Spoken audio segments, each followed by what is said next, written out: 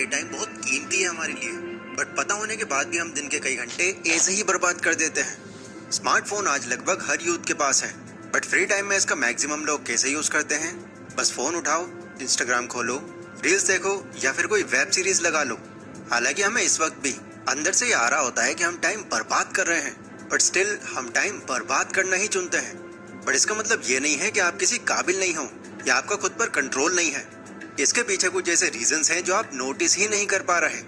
इन reasons को तो आज हम जानेंगे ही, साथ ही मैं आपको ये भी बताऊंगा कि कैसे इन रीजंस के चलते इन फ्यूचर आपको कितने भारी कॉन्सिक्वेंसेस झेलने पड़ सकते हैं।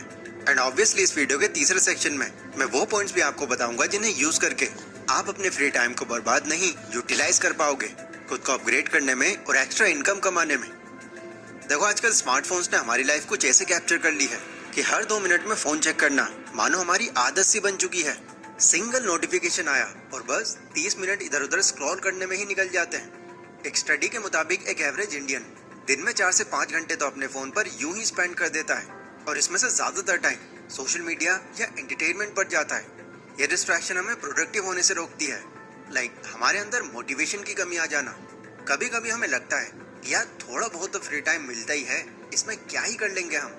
थकावट की वजह से या फ्यूचर के बारे में क्लियर प्लान न होने की वजह से हम बस छोड़ देते हैं। इसके अलावा एक दूसरा रीजन ये भी है कि हमारे पास कोई क्लियर डायरेक्शन ही नहीं होती। बहुत से लोगों को यही नहीं पता होता कि फ्री टाइम का यूज कैसे करना है। इंडिया में स्पेशली स्टूडेंट्स और यंग प्रोफेशनल्स के पास काफी फ्री टाइम होता है, लेकिन उसे यूटिलाइज कहाँ करना है इसका उन्हें कोई आइडिया नहीं होता। एंड इसी वजह से वो अपने फ्री टाइम को बस यूं ही बर्बाद करते रहते हैं। तीसरा बड़ा रीजन है इंस्टेंट ग्रेटिफिकेशन का। आजकल हम लोगों को सब कुछ जल्दी जल्दी चाहिए। फौरन एंटरटेन होना है तो रील्स देख लो, तुरंत मजा पाना है तो गेम खेल लो। लेकिन प्रोडक्टिव चीजें लाइक स्किल सीखना या कोई साइड हसल शुरू करना, ये इस तरह की चीजें थोड़ा टाइम लेती हैं। मुझे लगा सेविंग्स अकाउंट पर 2 टाइम लेती हैं और इसी वजह से हम उन्हें अवॉइड ही करना पसंद करते हैं।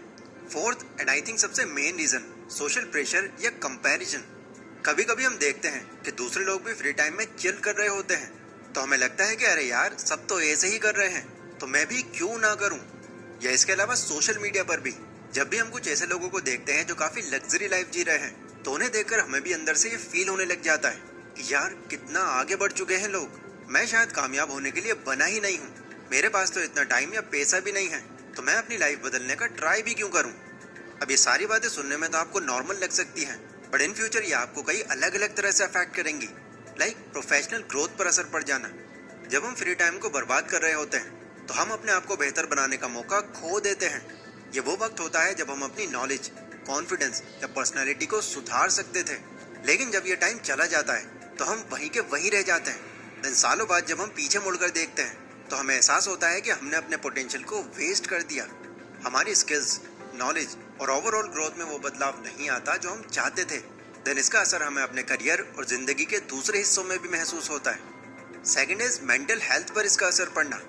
जब भी हम अपना टाइम किसी भी मीनिंगफुल काम में नहीं लगाते तो दिन के अंत में हमें एक खालीपन या गिल्ट का एहसास होता है। हम सोच में पड़ जाते हैं कि यार आज भी कुछ नहीं कर पाया मैं, क्या होगा मेरा।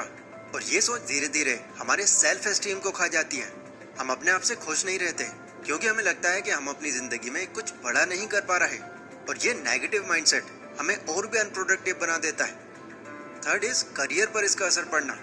आज के इस कॉम्पिटिटिव जमाने में जो लोग अपने वक्त का सही इस्तेमाल नहीं करते, खुद को अपग्रेड नहीं करते, वो अपने करियर में पीछे ही रह जाते हैं। हमें वो स्किल्स या एक्सपीरियंस नहीं मिलता जो हमें प्रमोशंस, बेटर अपॉर्चुनिटीज या नई जॉब्स दिलाएं।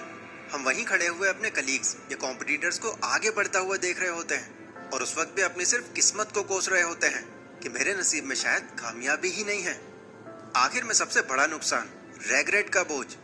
जब हम जवान होते हैं तो हमें लगता है कि बहुत वक्त है, बट इसी तरह से दिन गुजरते रहते हैं और टाइम बीतता रहता है, और आखिर में एज निकल जाने के बाद जब हम पीछे मुड़कर देखते हैं तो हमें एहसास होता है कि हमने कितना वक्त बर्बाद कर दिया। वो सारे घंटे जो हमने सोशल मीडिया पर बेकार बातों में या बस यूं ही बिता दिए, वो अब कभी वापस नहीं आएंगे। ये रेग्रेट एक ऐसा बोझ बन जाता है जो हमें जिंदगी भर सता सकता है।